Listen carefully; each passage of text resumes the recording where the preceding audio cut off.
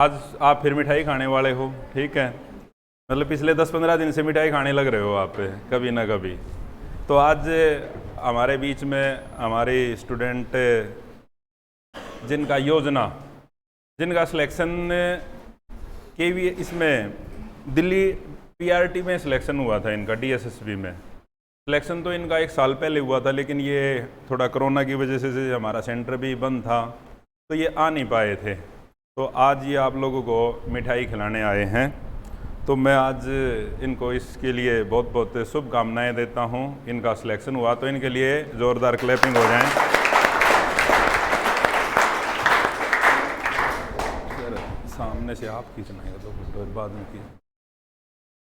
भाई ये देखो, जैसे बहुत सारे स्टूडेंट आए हैं, आप ऊपर आ जाइए। जैसे बहुत सारे स्टूडेंट पहले भी आए थे जो आप लोगों को अपने सिलेक्शन पे मिठाई खिला के गए थे, तो ये भी इसी तरह से भैया आए कि मैं चाणक्य में जो मेरे छोटे भाई बहन पढ़ते हैं तो मैं उनको मिठाई खिला के आऊँ, ठीक है। तो इन्होंने जो शुरुआत की थी, हमारे यहीं से शुरुआत की थी। ये जेबीटी करने के बाद 12th करने के बाद इन्होंने जेबीटी की। उसके बाद ये शायद 2015 या 16 में हमारे पास आए थे, 15 में। उसके बाद भाई इन्होंने जो भी टीचिंग के लिए जो एग्ज़ाम होते हैं, पहले सीटेट होता है, एसटेट होता है, जो सारे वो हमारे यहीं से क्वालिफाई किए थे। उसके बाद बीच में कई बार जैसे वैकेंसी कम आई, एक आध बार आई तो डीएसएसबी में उसका पेपर कैंसिल हुआ, और उसके बाद कैंसिल होने के बाद दोबारा पेपर हुआ। तो इस प्रोसेस में 2-3 साल लग गए बीच में, फिर कोरोना आ गया, 2 साल इसमें चले गए, लेकिन लास्ट में इनका सिलेक्शन हो गया, ठीक है। तो ये बात साबित होती है कि भाई जो लगातार प्रयास करते रहेंगे वो अपनी मंजिल तक ज़रूर पहुंच जाएंगे। और खाली इनका सिलेक्शन नहीं हुआ है, इनके बैच में ये आते थे लगभग ये 40-50 का एक बैच था, जिस 50 बच्चे होते थे ये उस बैच में। तो जितना मैं जानता हूँ, जो मेरे नॉलेज में है और ये है, लगभग उसमें से 35 के करीब बच्चों का सिलेक्शन हो गया। किसी का डीएसएसबी में हुआ, किसी का केवीएस में हुआ, किसी का भाई यूपी में हुआ। तो लगभग इनका सारा बैच था जो वो नौकरी लग चुका है। लेकिन इनके बैच की खासियत क्या थी, ये इनका कंपटीशन होता था एक दूसरे के साथ। जैसे टेस्ट लेते थे तो हमें भाई इसके आज इतने नंबर आए हैं तो नेक्स्ट टेस्ट में मेरे नंबर ज़्यादा आने चाहिए, ठीक है। तो एक पढ़ाई का एक माहौल होता था ना, जो वो एक तैयार ये अपने आप ही कर लेते थे क्लास के अंदर, किसी को के हाँ। तो जैसे हम टेस्ट कंडक्ट करते थे, जैसे हम ये कहते थे कि भाई टेस्ट सीरीज करते थे, ओपन टेस्ट सीरीज, कोई भी आइए किसी भी इंस्टीट्यूट का, तो इनका क्या रहता था कि भाई हमारे इंस्टीट्यूट पे आके हमसे कोई फालतू नंबर लेके नहीं जा सकता, तो उनसे हमारे को फालतू नंबर लेने हैं। तो इसलिए जब ये होता था ना, मैं इनको ये कहता था कि भाई नेक्स्ट उसमें ओपन टेस्ट सीरीज हैं और बच्चे आएंगे बाहर से भी टेस्ट देने के लिए, तो ये और मेहनत करते थे कि सर नंबर तो हमारे आएंगे, हमारे इंस्टीट्यूट में कोई टेस्ट दे के जाए और प्राइज़ यहाँ से लेके चले जाए तो ये हमारे लिए तो हमारी बेइज्जती वाली बात होगी, तो इसलिए हम ही लेंगे, ठीक है। तो और ज़्यादा मेहनत करते थे। तो ये अब अपने अनुभव बताएंगे आपसे। ये लगा लीजिए, यहाँ लगा लीजिए।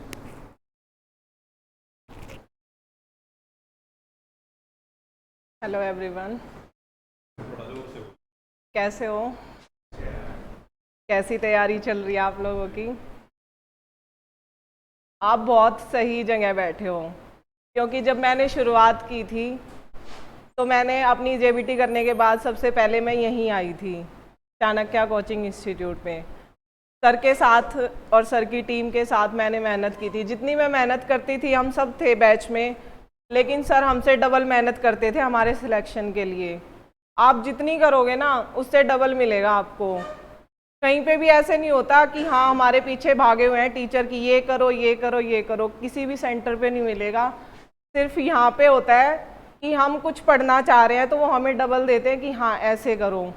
सर हमेशा बोलते थे हार्ड वर्क की बजाय स्मार्ट वर्क करो, ठीक है। वो स्मार्ट यही होता था कि बहुत सारा नहीं लेके बैठना, जो सर कराए वही करना है, और उसको ही अच्छे से कर लोगे ना और लगे रहोगे तो आपका सिलेक्शन ज़रूर होगा।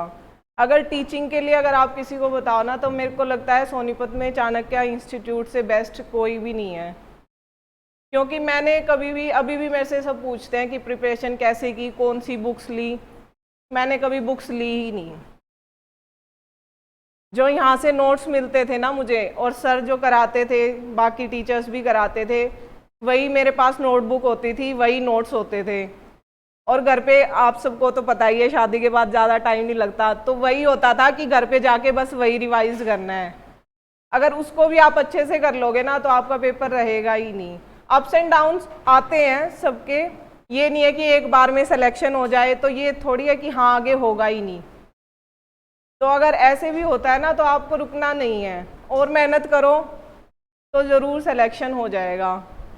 और एक चीज़ ये थी, रूल्स और रेगुलेशंस यहाँ पे, बाकी कोई सेंटर ध्यान नहीं रखेगा आप किस टाइम आ रहे हो, किस टाइम जा रहे हो, लेकिन सर को हमारा हमेशा पता होता था हम कितने बजे आ रहे हैं और कितने बजे जा रहे हैं। क्लास के अंदर कोई लेट आया ना, भाई आज आप 5 मिनट लेट हो गए तो आज क्लास में एंट्री नहीं है।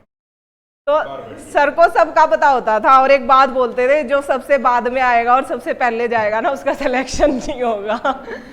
तो ये बात मतलब ऐसे ही लॉजिक लगा लो या डर लगा लो या कुछ भी लगा लो, हमारे मन में होता था हम बाद में ही जाएंगे कि हाँ हमें सिलेक्शन लेना है, कभी सच ना हो जाए ये बात कि हाँ हम बाद में आए और पहले चले गए और सिलेक्शन नहीं हुआ।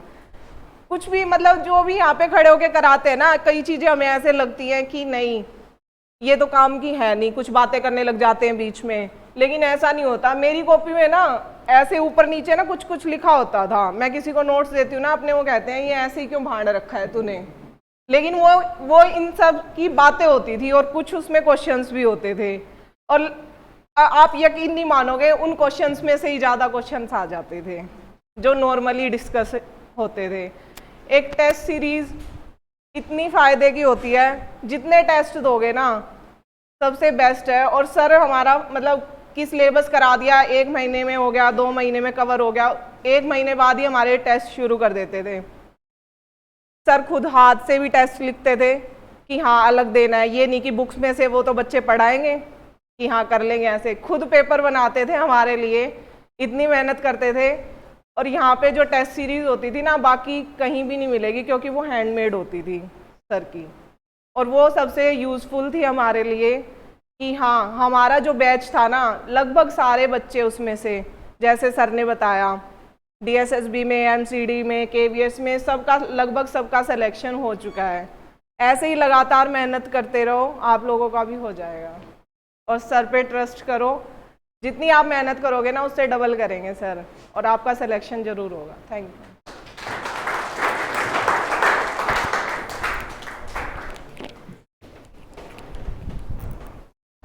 भाई आप जैसे योजना ने बताया कि टेस्ट सीरीज, मेरा हमेशा ये रहता था कि भाई आप पढ़ते कितने जाओ, पढ़ते रहिए, लेकिन जब तक उस सिचुएशन में आप नहीं आओगे ना, सिचुएशन मतलब एग्ज़ाम के जैसा माहौल आपके पास नहीं होगा, वो तैयार कब होगा जब आप टेस्ट सीरीज दोगे। ठीक है, एक लिमिटेड टाइम के अंदर आपको कितने क्वेश्चन करने हैं और कितने क्वेश्चन आपने ठीक किए, क्या स्कोर किया, पहले से बेहतर किया या पहले से डाउन किए, कौन से पोर्शन के अंदर आपको इम्प्रूवमेंट की ज़रूरत है, तो ये सारी चीज़ें आपको टेस्ट सीरीज से ही आएंगी।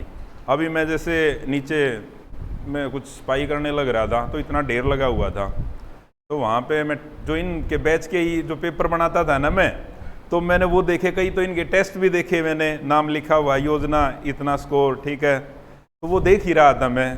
मैडम पूछ रही थी सर क्या कर रहे हो, मैं कहा मैडम आज जो हमारा पिछला सेंटर था ना ये वहाँ पे उसकी टेस्ट सीरीज है, उसको मैं देख रहा था आज। ठीक है, और टेस्ट आप ये लगा के चलो, जैसे 150 नंबर का सीटेट का पेपर होता है या दूसरे जो एग्ज़ाम होते 200 के, मैंने 200 के 200 जो क्वेश्चन है ना वो अपने हाथ से लिख के टेस्ट सीरीज बना रखी है, ताकि बेहतर से बेहतर चीज़ें आपको मिलें। ऐसा नहीं भाई कहीं से कॉपी करा ली XYZ किसी को दे दिया। ठीक है, मैं गारंटी देता हूँ 90% सेंटरों वाले को या जो पढ़ा रहे हैं ना, जो टीचरों, उनको ये नहीं पता होगा कि भाई कौन से पेपर में से मैं के लिए क्या टेस्ट सीरीज बनाऊँ। एक क्वेश्चन भी लिख के नहीं देते, वो सब कहीं से ही फ़ोटो कॉपी कराई और इस तरह से दे देते हैं। ठीक है, अब जैसे मैं आप लोगों का टेस्ट लेता हूँ, क्वेश्चन कराएं, ऐसा नहीं मैं किसी से, मैं पहले सेलेक्ट करता हूँ कहाँ से क्वेश्चन देने, कौन से जो रिलीवेंट हैं। कल मैं नहीं आया था, मैंने संजना मैडम को बोला कि माँ जी टेस्ट ले लेना आप उसका, ये बोले सर मेरे को तो नहीं मिला। मैंने आज फिर 4 बुकों में से ढूंढ के कि जो मैंने टॉपिक कराया था आपको उससे रिलीवेंट है और जो एग्ज़ाम से रिलीवेंट हैं वो चीज़ें हैं या नहीं, तो उसके बाद फिर हम टेस्ट तैयार करेंगे। ठीक है, अभी तो जैसे टॉपिक वाइज चला हुआ है, उसके बाद भी पूरा करेंगे इस तरह से, समझे? तो भाई आप ज़्यादा से अब आपके सामने ही है, हम किसी का फ़ोटो सिलेक्शन का वैसे लगवा दें तो ये तो रियल एग्जाम्पल है आपके सामने। जितने भी स्टूडेंट लगभग 10-15 दिन के अंदर 4-5 स्टूडेंट तो आए ही हैं जिनके सिलेक्शन हुए हैं अभी। ठीक है, तो सिलेक्शन में चाणक्य से बेहतर कोई नहीं है। तो अपने भी जितने भी आपके जानने वाले जो भी हैं, अगर कोचिंग के लिए आप उनको बताइए। ठीक है, और आप भी मेहनत कीजिए तो सिलेक्शन ज़रूर होंगे। ठीक है, लेकिन उसके लिए टाइम देना पड़ेगा। आप कोचिंग पर जल्दी से जल्दी किस टाइम तक आ सकते हो? थोड़ा ही साइड आइए मैडम, मैं कैमरे में आ जाऊँ। भाई आप बताइए किस टाइम तक आ सकते हो? 8 बजे। आपका जब बैच शुरू होना हो 7 बजे तो घर से किस टाइम निकलोगे? 6 बजे। 6 बजे तो आप उठते भी नहीं होगे। अब एग्ज़ाम की डेट आ गई DSSB की कि भाई 1 महीने के बाद एग्ज़ाम होना है। बच्चे कहने लगे जी टाइम बहुत कम है। मैं कहा टाइम को हम डबल कर देंगे। बोले सर डबल कैसे करोगे? मैं बैच 9 बजे चलता है, 9 से 12 चलता है, हम 7 से 1 कर देंगे। ठीक है, तो उसमें जितने भी बच्चे थे जिनको पढ़ने वाले 6:30 बजे सेंटर आ जाते थे। सुबह 6:30 बजे, 7 बजे बैच शुरू होता था, 1 बजे तक क्लास चलती थी। हाँ, कैसे भी मतलब भाई जो भी था 1 बजे तक। बीच में ये कहते थे सर आधा पौना घंटे का ब्रेक दीजिए खाना वगैरह खाने के लिए। खाना कोई नहीं खा के आता सुबह इतनी जल्दी, कोई लेके भी भाई कमी जैसे भी कई बार तो लेके भी नहीं आते थे स्टूडेंट इस तरह से। तो ये मेहनत होती है भाई उनकी और उसके बाद रिजल्ट मिलते हैं। ठीक है, तो आप लोग भी मेहनत करते रहिए, भगवान आपको रिजल्ट ज़रूर देगा। ठीक है, अब एक बार मिठाई खिला दो मैडम बच्चों को और एक इनके साथ फिर फ़ोटो भी खिला